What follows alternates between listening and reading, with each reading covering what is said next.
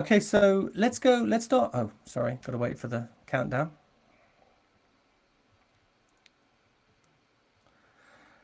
So let's start by going back to your childhood. You grew up as the eldest of four children to a single parent in Wolverhampton. Did you find yourself in an early position of responsibility as a result? Yeah, 100%. I remember being 9 or 10 years old and like holding my sister, feeding my sister, putting her to sleep. I definitely grew up really fast by mothering and by being a second mom. However, you know, I don't necessarily know if that was a bad thing because now I have an 11-year-old son myself. We live in London. Um, Between me and his father, we have no family, like, wider family in London. And I often reflect actually on how this is the first time in humanity that people have lived without second, third, fourth generations, like all around them, supporting. I think it's wholly unnatural to raise a child in a city by yourself. So I wouldn't I wouldn't change it any other way. Yeah, and also you've talked about that environment you grew up in as being an incredibly supportive environment where you were told you could be whoever or whatever you wanted to be. That just seems to be such a an incredible, well, just an incredible start for anybody. Is that how you view it? Is that how you feel about it today? Kind of looking back on it, I suppose. Yeah, I would say that we weren't like rich in wealth, but we were definitely rich in community. And I like just to paint the picture, my grandparents who, were born in Jamaica and came to Britain, they had 13 children between them. I had eight aunties. The rest of them were uncles, plus each one of those aunties and uncles had children, so I had probably 70 or 80 cousins. Then we had the church, we were Seventh day Adventists. The Wow. church is another 100 or 200 people who are looking after you. And I was definitely a curious and capable child that everyone felt like an aunt to me. In the black community, whether it's Caribbean or Nigerian, you hear the word aunt or mum used indiscriminately against any older woman. And auntie, people say, even Yeah, though they're yeah, not your blood relative. So yeah. I felt like I had an almost infinite amount of aunties and moms who were essentially looking out for my well-being, and men actually too. I remember one of the elders at church, Mark Palmer, he was always super supportive of me, like doing anything I could do. So I took it for granted at the time, but when I think now, the worst thing that anyone can do to a child is say that they can't do something or they're not Yeah, capable or they're not good enough. And yeah. I definitely didn't have that. Actually, I had teachers as well. Do you know what? I was really lucky. My teacher, Mrs. Forster, Mrs. Maguire from primary school, I remember them all. I mean, it says it all that you can actually remember your primary school teachers' names. I mean, to my, much to my shame, I can't. Although I'm older than you, and so my Well, next they time, really, actually, Mrs. Forster really changed my life because Mrs. really. Forster is the person who made my mom fill out this school application form to go to a school called Thomas Telford, which was 20 miles away, and a whole like ordeal to travel to get into. And that school was a city technology college. It was, funded by corporations. They had internet. It was a technology school. It changed the trajectory of my life completely. And had Mrs. Forster not actually said to my mom, "You should really send her here. She's capable of going," things could have looked very different for me. Yeah, that's an incredible story. I mean, I, the stories of teachers who change people's lives are so inspiring. I think it's such Mm. a it's such a powerful role, and having somebody who has had that impact, I think really does stay with you for the rest of your life. It's a great story. I mean, you've half answered my next question. My next question was in amongst this sort of huge community of this huge community of people, relatives, and I suppose friends, and just the wider community. My question was, were there some particular mentors in amongst that group as you were growing up? I guess you've mentioned a few of those. Was there one or two that particularly stood out? Particularly, I suppose, that helped shape your view as to what your career possibly might be or what your future might be? Do you know something? I would say that the biggest influence on where I could be and what I could do was actually through media. Really? So young, probably from age 5. So, we had no money, but we had cable, Yeah.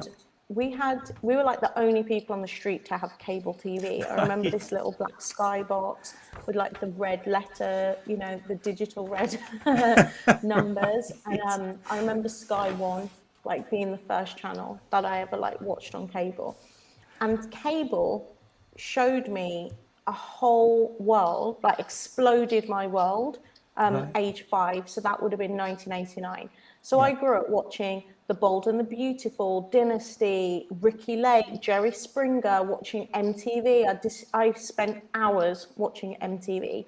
Then when I became around 11 or 12, I started buying fashion magazines with my pocket money. I would buy Vogue. Can you believe that? Like a 12-year-old in Wolverhampton. I remember the newsagent that I had to go to get it. Then I'd buy Elle. I'd buy all of these teen magazines and fashion magazines. So media was essentially the internet of my time, right? Like it showed me the possibility of what fashion and art and culture and like business, because I was obsessed with watching Oprah as well, and Right. and all of these chat shows and daytime TV shows with my mom, and I was like, wow, that is glamorous. Like I'm on, sitting in Wolverhampton in our council house, and yet I'm watching like The Bold and the Beautiful, and there's all these possibilities. So I would say my mentors definitely were a composite of American icons. Yeah. That's Yeah. literally what I was influenced by. Yeah. Okay. Great. So, and I read that you chose the course you wanted to study at Central St Martin's when you were 12. I guess that might have been a consequence, I suppose, of some of those icons you looked at. But do you think you've always been the sort of person who kind of has a long-term plan? Have you always been a sort of a long-term person in that regard? Yeah, it's funny you talk about this because I'm really at a kind of juncture at my life right now where I feel like I've fulfilled many of the plans I set for myself at a young age. And now I'm like, oh, what should I do now? What next? I've done everything I said I wanted to do, but Wow. I have always been a long-term planner, and I would say probably an imagine like I have a strong imagination, and at the extreme end of it, I could be called a fantasist. But when I was a kid, I would lie in my bed looking through these magazines, listening to the radio, watching TV, thinking, one day I'm going to do that. I'm going to be there, or, I'd like to build this, or I'd like to launch this. And I would say I kind of have my life mapped out till the day I die, Yeah. assuming I'm going to live long, of course. But I definitely have a view in my mind of what I'll be doing at 40, at 50, at 60, 70, 80, like, fortune willing, however long that I live. But I think that when I was 12, I thought, I used to read, as I said, the magazines all the time, and I was obsessed with looking at credits. So I'd look at the masthead of a magazine. I would read every name at the end of a movie or at the end of a TV show. So I'd always be looking at who were the people who were building the products that I Okay. loved, Wow. because that's where I wanted to be. And every time I looked at a designer I loved or anyone in fashion, they always went to Central St Martin's. Okay. So I was like, well, I want to go to Central St Martin's, but I didn't want to make clothes. So then I ordered the prospectus. I remember it came to my grandma's house, and I saw this course, and I was like, this is what I want to do. It's everything fashion, but without making clothes. And then I telephoned them on my landline and said, what do I need to get onto this course? They were like, 1 A level. I was like, fine, I was very academic actually. So I was like, that'll be easy. Yeah. And then I just plotted out my whole school to do this degree. The thing I would say about over planning, though, which I look at in hindsight, is that because although I had a big community around me, this community didn't have any experience in this. So I was very much by myself planning this career journey.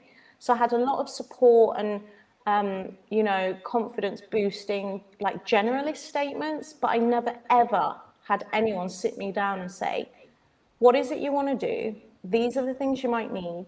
Like, this is probably what's going to be best. So, for example, this is a really stupid example, but also quite important.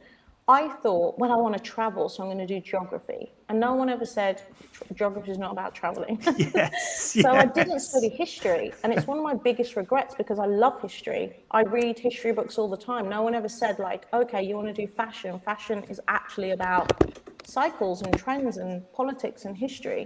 So while you can definitely plan, when you're doing it by yourself and not having necessarily input of people experienced, you're just making decisions with limited Yeah. information. And I did the best as I could with the information I had at the time, which is what Yeah. I always try and do.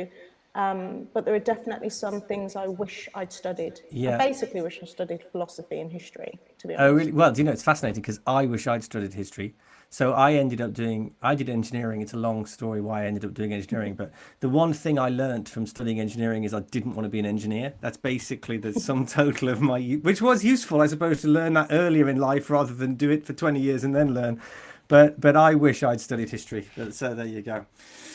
But yeah, I just read history books. But the thing that listening to you talk about the fact that you were, you'd look at who create, you'd read not just you'd read Vogue or you'd watch a movie, but you'd look for the names of the people that had actually created that thing that you'd enjoyed, whether it be Vogue or the movie. And it's great hearing you talk about the fact that I think you said almost a fantasist, you'd lie there and you dream about all the things you wanted to be. But it strikes me though that you're not a fantasist. You're able, you look at your incredible career so far, you're able to have a picture in your mind or a vision in your mind of what you'd like to be or achieve.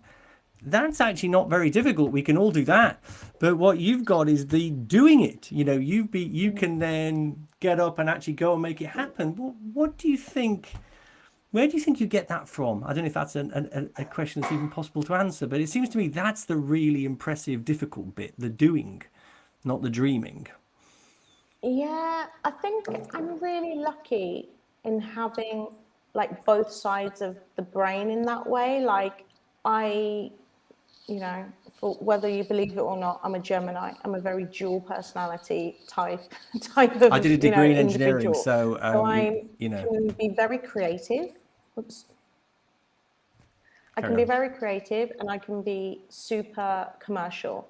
I can be really daydreamy and macro, but then I can also go really down in the weeds and in the details.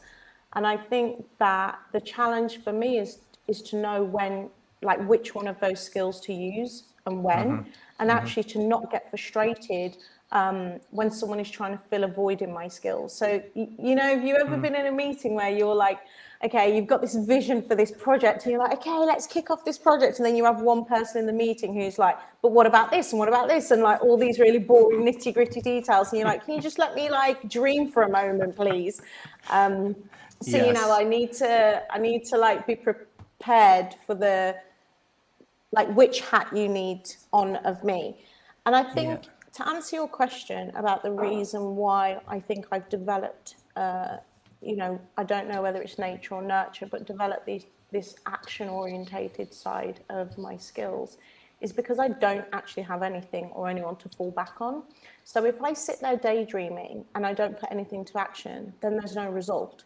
And if there's no results, then I am not going to make myself financially secure. And if I don't make myself financially secure, no one else will. So I don't have a single person, I would say, in the world that if anything happened to me, I could say, hey, could you fund my life for a year? And by the way, I've got loads of friends who can. So that's why I'm like able to tell the difference. Like there is no second option for me.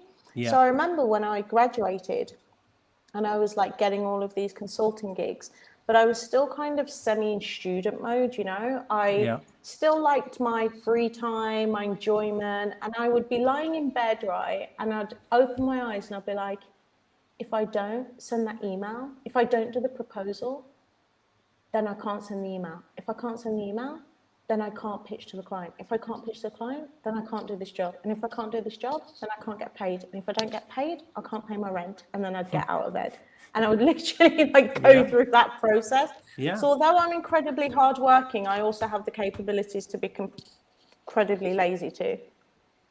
Well, that doesn't sound that lazy, to be honest with you. But I think I get what you mean. I certainly think. I mean, I don't know if anybody ever achieved anything without hard work. But I think that ability to not just have a vision for where you'd like to get to, but then have the not just the hard work, but the I suppose the plan, the strategy to be able to get from a blank piece of paper to that business, that project, that product at the end is is pretty inspiring, I think. So let's talk about the first of those, if you like. So you were a young brand consultant and stylist when you founded your first business, I think, War Nails, in 2009. You hadn't done, as you said, you hadn't done any kind of, if you like, conventional business training, a business degree or an MBA or anything like that. In fact, I guess hadn't really worked in business for very long or at all, I think, at that point. So tell us how that came about. Was it planned? Was it an accident? I mean, how did it happen? Hi, sorry, what? sorry to interrupt. My school, sorry, my odd school, I told you about. Sorry, Mark is so sorry, the Sharmadean. technical people are going to tell us off. I'm Mark from Intelligence Squared. We're just picking up a bit of an echo from somewhere. I don't know if you can hear that as well, Chris. Mark, we were saying to Bella, we had echoes right from the off, to be honest with you. So which we haven't really. I actually can't hear it. I can't hear it anymore. Okay. But the way I can hear it. But Sharmadean can hear it. Yeah, I don't. Is it But okay? Bella tested the recording and said that it wasn't showing up on the recording. Yeah, so I think Bella was trying to intervene as well, but she's just having a bit of an issue with the platform. So would you mind if I stopped the recording now and just took a listen to the recording, and then we'll start it again once we've got the problem solved? Sure. So shall we just